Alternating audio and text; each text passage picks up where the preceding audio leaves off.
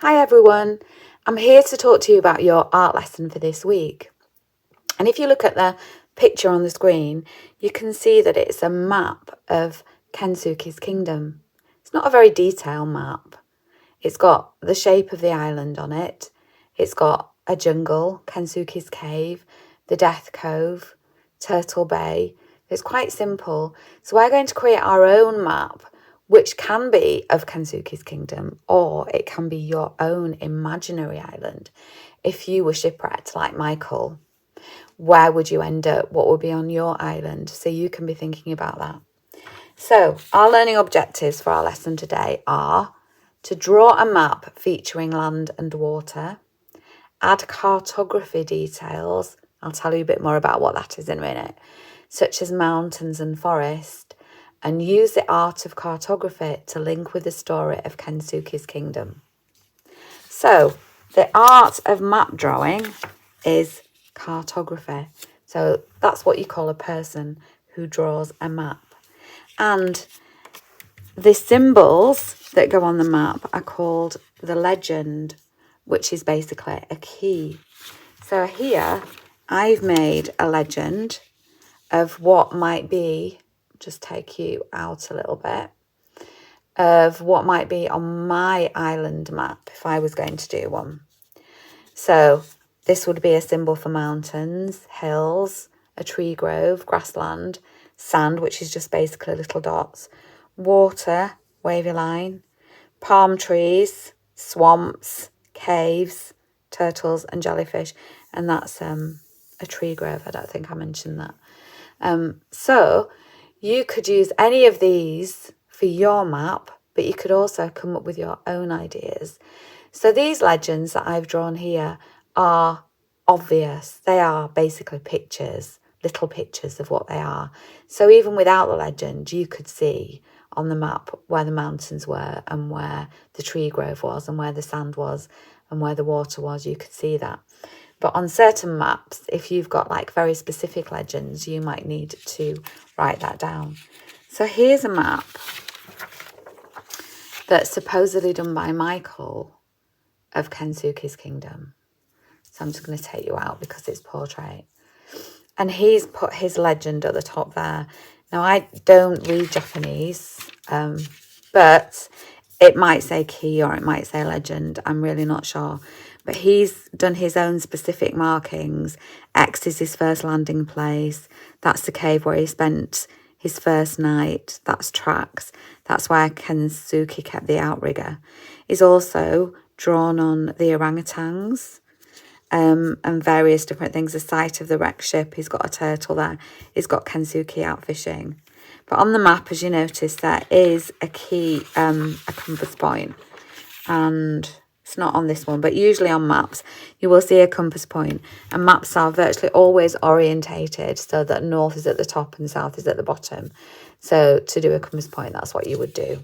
Okay, so to draw your map, first you will need 2 pieces of paper. You'll need one to practice on and one that's going to be your actual map. So you start by drawing the shape of your island. So this can be absolutely anything. It just needs to be something that's not a very definite shape. So it wouldn't be a circle and it wouldn't be an oval. It would be a jagged shape, you know, with bits that come in and bits that go out, bits of headland. So this is my island shape. You can pause the video now if you wanted to draw your island shape. You need to make sure that you've got quite a lot of space to put your details on the island, but you've also got a very definite amount of water. So pause the video now and draw your island shape. Okay, so now my island shape is drawn, I need to think about the different things that I'm going to put onto it. I might put this area here as a beach. And if I go back to my original legend, I can see that sand is a series of little dots. So I can put that on to show that's a beach. I can also colour it yellow later so that it looks more like a beach as well. That bit might be a beach too, so I'll put that one as a beach. That beach goes around to that side. I'll add more dots later. And then I need to divide my island up. So I think this area is going to be quite mountainous. So I'll draw some mountains, which is basically an upside down V. Mountains usually come like that in a range, so you get a few together. And then down here, I think maybe that might be where there's some palm trees. So to draw palm trees, you would do the trunk first, and then a series of lines coming out, and then go around them like that. So I might draw more later. Then looking at my legend, I've also got tree groves, so I might put a tree grove up here, say. So I'll do a series of trunks and then like a cloud formation, which is a bit like a tree, which is how I would normally say, don't draw trees like this. But when it's something like an island map, a cartography map, it's absolutely fine to draw trees like that. So I've got my tree grove there. There might be some swamps down here. So to do the swamps, if you look, the swamps, it's a bit like a paw print, isn't it? So you do some sideways letter C's and then just do a few lines over. So that would be an area not to go in. So you can build up your ideas on your island as to what you might put on it and add lots more things.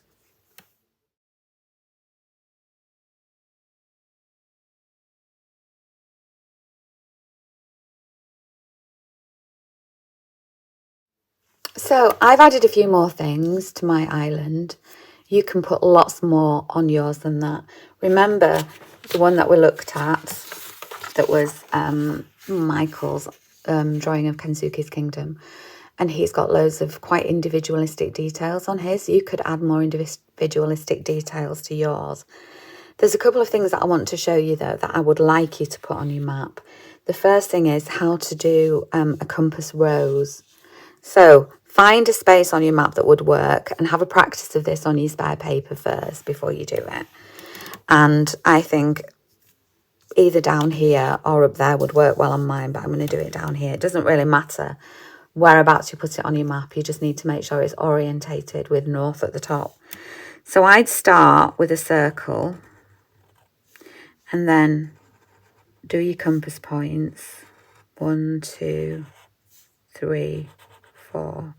And then your in-between ones, which are smaller. And then a fancy N for north, E for east. And of course, in between, this one's northwest, northeast, southeast, and southwest, if you wanted to label them.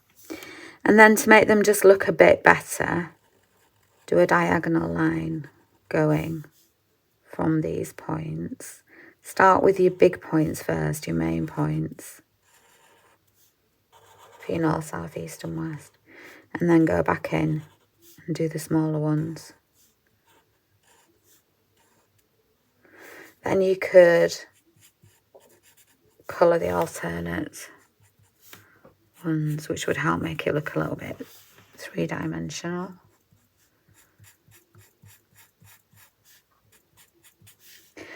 And the other thing I wanted to show you is how to do a banner on your map. And again, you should probably practice this on your practice paper.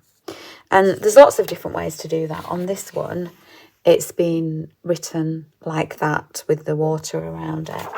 And on this one, he's done it like in a box like that. But I'm going to show you quite a traditional way to do a map. Okay, and you would do like a wavy line, so it's a bit like a flag. And what you need to do is to decide on the name of your island and make sure that you've got enough space to fit inside there.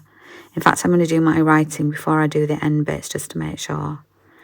So I'm going to call it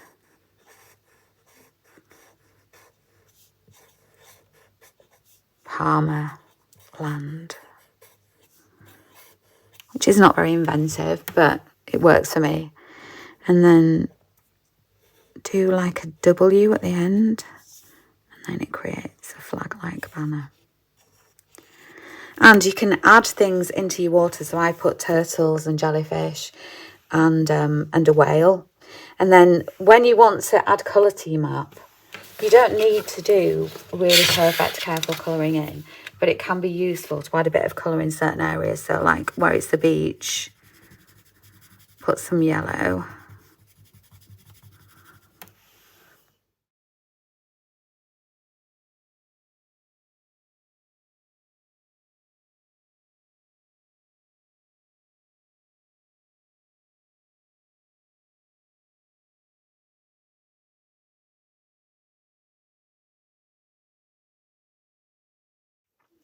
So my map's finished, but your map can have more details on than mine, and you can put some personal things on that relate to your own imaginary island story, in the same way that Michael did on this one.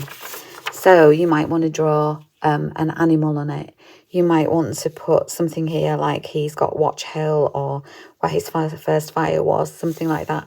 And you might want to do your own key, which could be on the same piece of paper, on a separate piece of paper, that shows if you've got any very specific marks that relate to things, that you could put that on. You could add little mini islands next to your island as well.